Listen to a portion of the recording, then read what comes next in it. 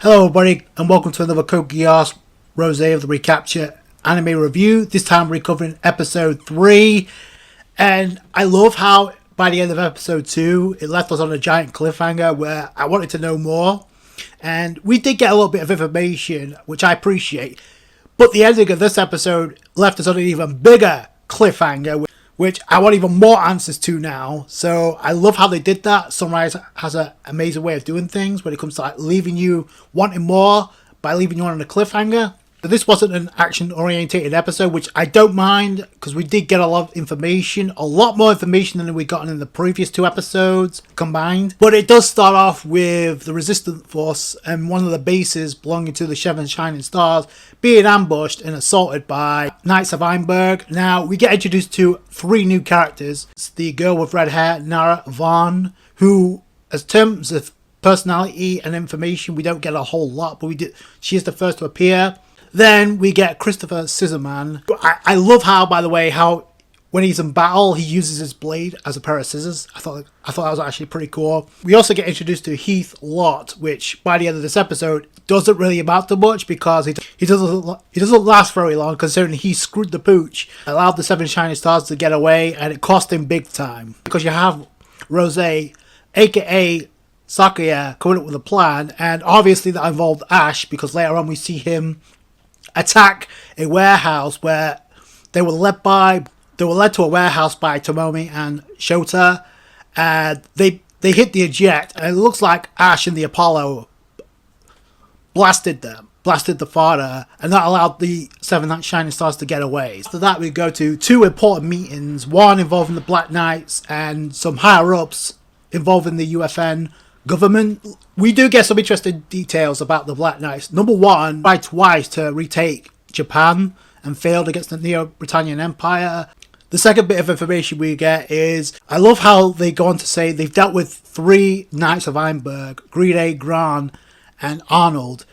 But the higher ups are like, oh yeah, they're just scrubs. Like, the current Knights that we face right now are top tier. So those 3, they don't mean shit. So, the previous episode, we got Haruka, who was forced to eject from her nightmare after being attacked by Arnold and his platoon. But we kind of got a glimpse of that. That kind of follows what I said about Catherine. She showed up and instantly took back Sakura like that. So, she was all business. So, I pointed that out. So, I'm glad to see that is the case. The third bit of information after this meeting, we find out, and we actually get one of 2 cameos in this episode, which one of the cameos literally confirms that the ending of the Fukatsu no Lelouch movie has a direct tie-in to this season, this series. We got 2 cameos, the first of which is Shiro and Karu, the members of the Black, 2 of the members of the Black Knights. I'm pretty sure there's going to be more we see. But apparently they're talking about how they got support from Kaguya Sumeragi, which I literally said in the previous episode, considering the fact we got Sakuya being revealed as Sakuya Sumeragi. I said we may get a cameo from Kaguya. It doesn't look like she's aged all that much, if I'm being completely honest. It was great we got to see her, and it looks like she's supporting the Black Knights because, number 1, I'm assuming she knows about Sakuya Sumeragi and her situation. Plus, it's the Black Knights. So, we also get another meeting involving the Knights of Ironburg, led by Nolan van Luneberg. Looks like he's a lot more conniving than he's letting on. He doesn't express a whole lot because he's wearing a mask. The way he's hearing out Heath was responsible for letting the Seven Shining Stars get away. So, he takes responsibility, and I love how Nolan is like, your presence is no longer required, and it forces Heath to have a breakdown, resulting in Heath shooting himself. So that's some masterful mind games by Nolan. So there's definitely he's a lot more conniving than he's letting on. We got a lot of progression in this episode as well as information, and a lot of the pieces that are being set in play are moves being played by Britannia pretty much, for the most part, especially Nolan. So I don't know what his angle is, but yeah, there's definitely some shady business going on within Neo Britannia. We see the 3 Knights of Ironburg that got introduced in this episode. We get introduced to 3 more. There's 2 other members sitting beside Catherine and Nara. on the opposite side, next to Christopher Scissorman and Heath, there's another night between them. Christopher seems to be the right-hand man for Norland, or at least he seems to be more talkative to him than anybody else. After Heath pretty much shoots himself, we get a conversation between the two where Christopher's like, oh, it's getting harder to like find replacements for the Knights of Ironburg, so maybe we'll get some new villains pretty soon. So then they pass by a lady, Natalia Luxembourg, who we come to find out is a lot more important than meets the eye. I love how Sunrise has certain ways of introducing characters to make them seem random, but they have a funny way of revealing pretty quick they have a substantial role. Number one, she's in charge of the administration. Apparently she took over from her father and involved in the Britannian Empire, and she literally protected the Emperor from being targeted by 11s when they were visiting the area outside, so that's a big no-no. Immediately, they put the stamp of how important she is. Not only that, but she's a liaison for Sakuya in the operation to rescue Sakura. Given the way this episode ended, she may become a target. Excuse me a minute. Things really got hot and heavy in this episode, involving Sakuya, who I like how we get more of a personality, and the fact she's able to kick back and actually relax, and boy does she ever. I guess it's because she's using the Geass. By the way, I can't help but feel this scene by Sunrise was another callback involving Callan. The last episode we got an interesting scene involving Haruka, which was a complete reference to Callan. In this episode we have Sakuya being interrupted by having the maid May walk into the room. And by the way, didn't Callan have a maid walk into her room while she was in nothing but her underwear? Damn, it's really getting hotter and heavier in here. The only thing we're missing right now involving Callan is a cameo, and considering who we saw in this episode, I don't think it's far-fetched anymore. May tells Sakuya Natalia's here to see her at the cafe. Then we get the two having a conversation. However, I like how we get more of a personality from Sakuya, as she's like, oh, can I have raspberry pie? Which, by the way, raspberry was the title of the episode.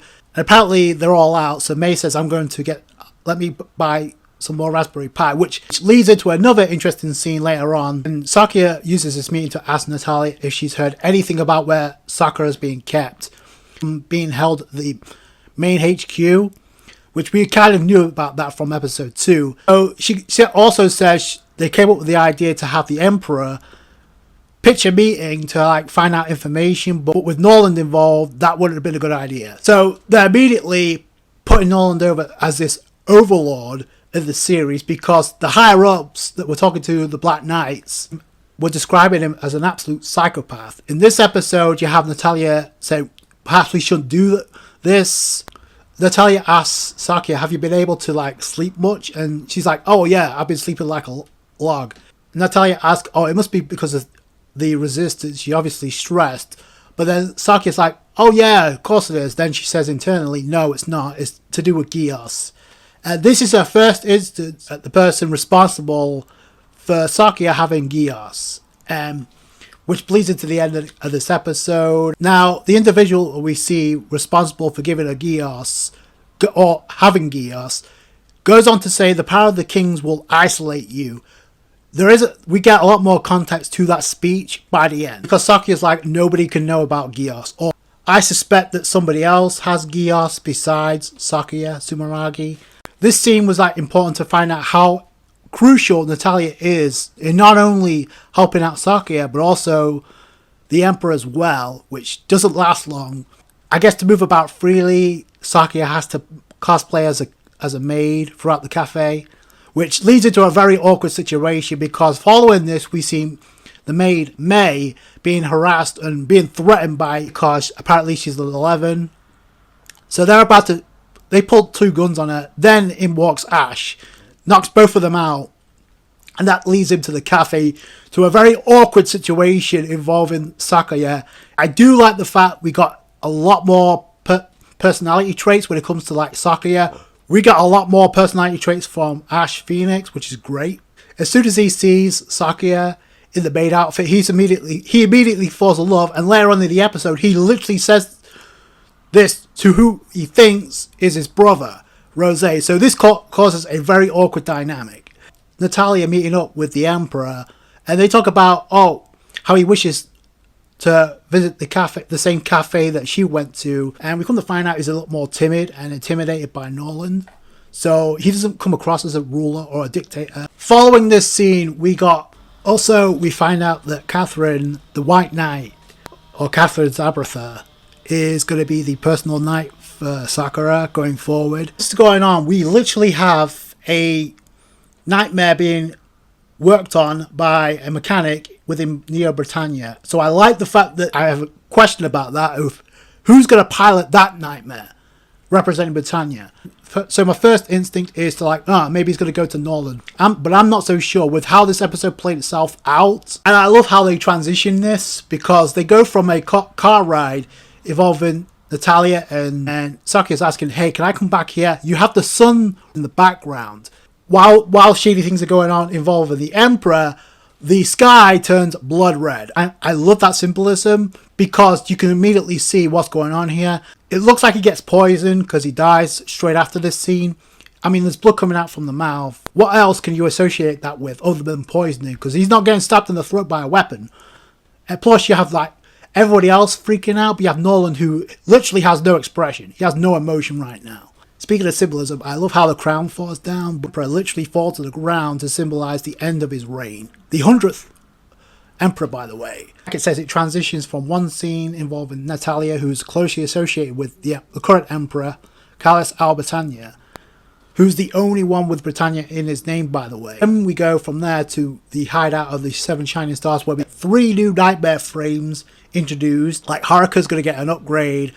Sakuya is getting a nightmare as well. So we see the nightmare Seka and Keisetsu. I thought this is an interesting correlation, because you have 7 Shining Stars, but it looks like we've already seen 4 of them pilot nightmares. I don't really know about the leader Kensei at this point, if he has his own nightmare, but we know Iso has his nightmare. We have Tomomi and Shota who have their nightmares. We've seen that. So I'm pretty sure the Seka is going to go to Yoko. Yuri is the mechanic who is obviously crazy about producing nightmares. And obviously you have Haruka, who, if you put 2 and 2 together, while Tomomi is like, an ace model, a pilot would kill to have that. And you have Haruka squeezing a stress grip whilst this is being said. Plus, she literally goes on to ask, who's going to become the ace pilot? That model is going to go to Haruka, no question about it. Then you include Sakuya and Ash into the mix, that's 7. Now Sakuya, aka Roze, comes up with the idea, hey, maybe we should decide who gets to pilot these models to prevent turmoil. And we get introduced to the Artemis, who's a similar model to the Apollo, so that is going directly to Sakuya. Sakuya literally says, hey, I can support you now without being in the same nightmare as you, because in how dangerous it was launching off a torpedo onto a ship. So yeah, so Sakuya's getting her own nightmare like I suspected. Haruka's getting an upgrade. She's going to get the Keisetsu.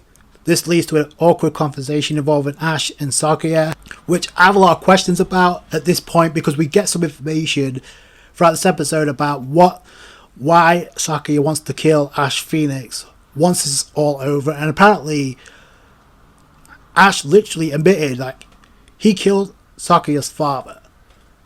And it's interesting too, because when we found out that Sakuya used Geass to pose as Ash's brother, she used Geass for the first time, but she wasn't in disguise. Ash Phoenix admits this in this episode.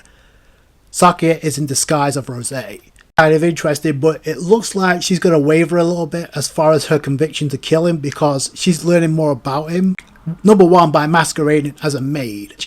I don't know if that's going to lead to any legit feelings between the two. Speaking of feelings, do you think Haruka has any feelings for Roze? That's a very interesting look Haruka gave Roze as Sakuya was about to make the decision of who gets to pilot these nightmares. So we've already got an awkward dynamic involving Ash and Sakuya. I don't know, maybe something even more awkward can happen. Maybe Haruka can develop feelings for Sakuya, aka Roze. Maybe. So then the Seven Shining Stars and Sakuya, so they get the news that the 100th Emperor has passed away, or murdered in this case. Now, we did get to see him drink anything, but like I said, what else would you contribute bleeding from the mouth to without being stabbed by a weapon? I initially thought that Nolan was going to take the throne, but no, that's not the case at all. Turns out it's Sakura that's going to take the throne as the 101st Emperor of the Britannia Empire, which makes rescuing Sakura a hell of a lot harder now, considering she's a figurehead of the Neo-Britannian Empire. On top of that, Catherine Sabretha as the White Knight, literally her personal knight. So she's going to be sticking around Sakura. For the only one who knows this is Greedy, and he killed himself. So Sakura's using this to keep masquerading as Sakuya. Or does Nolan actually know this isn't actually Sakuya, it's Sakura? So I don't know. There's a lot of question marks here. Speaking of question marks, we have an even bigger one. Can we get the reveal? Lelouch met up with Sakuya Sumeragi. Apparently he bestowed Geass upon Sakuya. In exchange for power, he says. So then he goes on to say, the power of the king will turn into solitude, will drive away those precious to you. So there's more context as to what Sakuya said early on in the episode, where the power of the kings will isolate you. However, this literally confirms or ties into the ending and the ending scene of Fukatsu no Lelouch, involving Lelouch and CC. If you remember, they walk up to a grave in a forest, both of them, and they look royalty in that scene, by the way. Lelouch said he's going to take Geass away from those who lack conviction. Here, Lelouch is responsible for Sakuya Sumeragi getting Geass. The same Geass that Lelouch once had. I know she wasn't in that scene. You also have to remember CC was also with Lelouch at the end of Fukatsu no Lelouch. But I feel like CC has something to do with that as well. Just with how the movie ended, this automatically gets me to want more answers about this, because there has to be more to this, because Lelouch is hardly the only user of Geass in the series. Like I said at the start, I love how this episode went from a cliffhanger, leaving you wanting answers, to getting answers, but leaving you with more questions after another cliffhanger. This episode had a lot go down without a lot of action, so I appreciate that. Like I said earlier, with the Neo-Britannian Empire working on another nightmare. Now that was kind of obscure, so we don't know who that's going to go to. It could go to Nolan, or my hunch, my gut feeling is telling me Sakura is going to be behind that nightmare. Sakuya and Sakura are going to reunite on the battlefield. That's just my personal feeling. I could be dead wrong. And because of his mask, I'm going to go on a limb here and say Nolan also has Geass. I wouldn't be surprised at this point. So cool, we got two awesome cameos, one from Kaguya. When Johnny Young Bosch voiced Lelouch, I got chills, I'm not gonna lie. It's funny too, having said that, when I reviewed the movie, I literally said that ending scene that we got with CC and Lelouch could be planting seeds for something else, and long and behold, we have another series that literally ties into the ending of that movie. So that's going to do it for you guys. Thanks so much for watching. Let me know what you guys think down below. Like the review if you did it, a thumbs up. I appreciate that. I appreciate all you guys' support. Subscribe channel for more, and I'll catch you guys on the next one. Thanks guys. Bye.